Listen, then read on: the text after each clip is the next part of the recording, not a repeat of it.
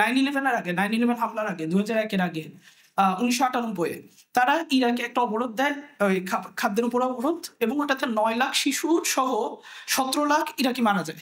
এই যে লাখগুলো বলতেছি না, এগুলো আসলে আমরা শুনতে শুনতে অভ্যস্ত হয়ে গেছি, 1 লাখ 2 লাখ মানুষ মরে, ব্যাপারটা এরকম।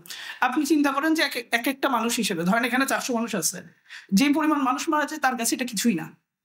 সো এইভাবে করে চিন্তা করেন যে কি পরিমাণ মানুষ তারা হত্যা করছে, এবং করার পরে তাদের ম্যাডলিন অলব্রাইট একজন একজন সেক্রেটারি সচিব ব্রিটেনার, সে বলতেছে যে এটা ঠিকই ছিল, যে ইরাকে অবরোধটা দিয়ে আমরা যেটা করছি এবং এতগুলো মানুষ মরা, যে অর্জনটা আমাদের হয়েছে সেই অনুসারে এটা ঠিকই আছে, ইট ওয়াজ ওয়ার্থ ইট।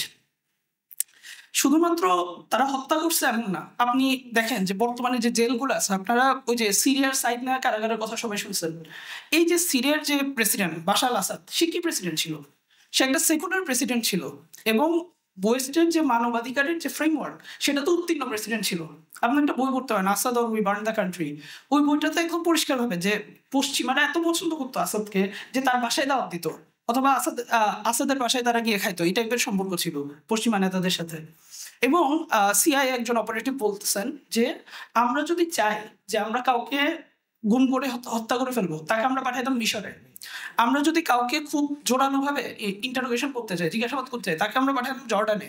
এবং কাউকে যদি আমরা সীমাতিরিক্ত নির্যাতন করতে চাই, তাকে আমরা পাঠাইতাম সিরিয়ায়। এই যে শাসকগুলোর কাছে পাঠাইতো আমেরিকা, যে রেন্ডিশন প্রোগ্রাম যেটা ছিল, এই শাসকগুলো কি ছিল?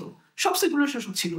এরা কোনো ধর্মীয় শাসক ছিল না, ইসলামী শাসক তো মোটেও না, কোনো ধর্মীয় শাসক ছিল না, কোনো আদর্শের শাসক ছিল না, সব সেকুলার শাসক ছিল। তো এইসব জায়গায় তারা কি করছে? সাইদ নায়ের ঘটনা আপনারা জানেন, গুয়ান্তানামো কারাগারে সাইদ নায়ের ঘটনা আপনাদেরকে বলি। কিছুদিন আগে দেখা গেছে যে তারা একটা মুসলিম নারীদেরকে ওখানে ধর্ষণ করার সময় পিছনে কোরআনের আওয়াজ দিয়ে রাখতো, কোরআন চালায় রাখতো ওখানে, নাউজুবিল্লাহ। এরপরে গুয়ান্তানামো বেতে বা আবু গারিব কারাগারে, এইসব জায়গায় তারা কি করতো? তারা মুসলিম বন্দীদের সামনে কোরআন ছিঁড়ে ফেলতো, কোরআন কুকুর দিয়ে পালাইতো, এবং তারা ফ্লাশ করে দিত তাদেরকে মেন্টালি ব্রেকডাউন করার জন্য। পুরুষ পুরুষ যে ইনমেটরা ছিল, পুরুষে কয়েদিরা ছিল, তাদেরকে তারা ধর্ষণ করতো। এরপর উলঙ্গ একজনের উপর একজন, আপনারা যে সার্চ দিবেন যে আবু গারিব, গুগলে সার্চ দিবেন, ছবি যা আসবে আপনার রাতে ঘুমাবে না।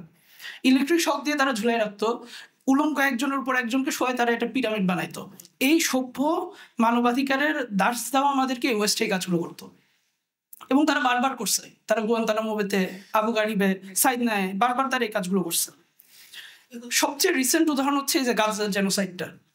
গাজার জেনোসাইডটা আগের জেনোসাইডগুলোর মতো না, যে ধরেন আপনার কোন একটা এলাকায় হচ্ছে, মানুষ পেপার পত্রিকায় দেখতেছে, মানুষ লাইভ ভিডিও দেখতেছে যে গাজায় যে মানুষ হত্যা করা হচ্ছে, এবং মোস্ট টেলিভাইজড যে জেনোসাইড এটা হচ্ছে গাজা।